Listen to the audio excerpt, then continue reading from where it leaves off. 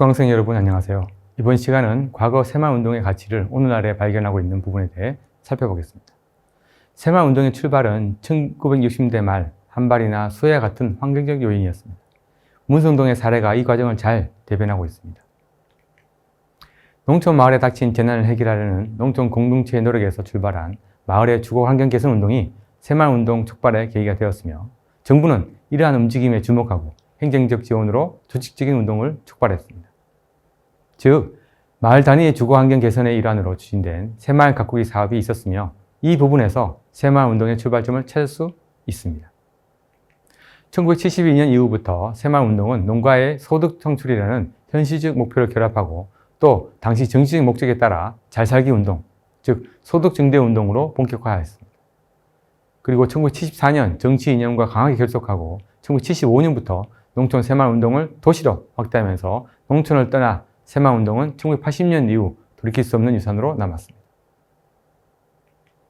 그리고 21세기를 전후하여 한국 농촌개발의 사례는 국제개발로서 농촌개발의 모범으로 재평가되고 한국 정부에 의해 농촌개발 프로그램으로 수출되었습니다. 사진에서 보듯이 새마을운동 당시의 성과로서 마을 안길 포장과 농로 확장의 성과를 확인할 수 있습니다. 또 사진에서 보듯이 마을 안길 확장의 성취, 그리고 현재 마을에서 확인할 수 있는 당시 유산으로서 한국 농촌개발, 새마을운동의 상징적 성과를 확인할 수 있습니다. 여기서 문성리는 2000년 이후 새마을운동의 초기 발상지 중 한 사례로 주목받았습니다. 여기에는 이 운동이 국제개발에 있어 농촌개발의 사례로서 주목받게 되고, 또 시대적으로 한국이 국제정치의 위상을 확립하는 계제로서 주목했기 때문입니다. 이런 배경에서 새마을운동의 대표적 사례를 발굴하려는 노력이 국가 혹은 지역사회에서 있었습니다. 이러한 노력은 새마을운동의 전통성을 발견하는 과정이라고 하겠습니다. 여러 마을 사례가 있지만 경북 포항의 문성리는 대표 사례 중 하나입니다. 이 사례에서 문성리는 새마을운동 내용에 대한 기록을 발견하고, 이를 바탕으로 현재 새마을운동의 신화로 재해석하는 노력을 하고 있습니다. 21세기의 문성리는 마을의 주요 건물 중 1970년대 건조된 건물을 새마을운동과 연결시켜 의미를 크게 부여했습니다.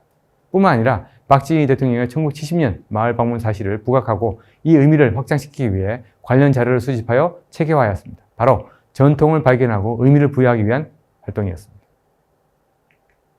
이러한 노력의 결과가 마을 입구에 건립한 새마을 기념관입니다. 현재 이 기념관은 바로 문성리의 새로운 전통의 발견의 결과를 집약하고 있습니다.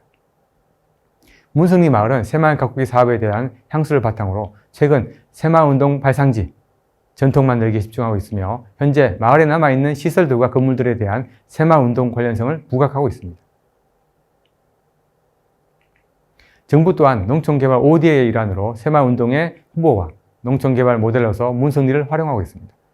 이번 강의는 세 번째 강의로 새마을 가꾸기와 새마을운동이라는 주제로 살펴보았습니다. 다음 네 번째 강의는 새마을 농촌개발과 베트남 농촌개발이라는 주제로 강의를 이어가도록 하겠습니다. 감사합니다.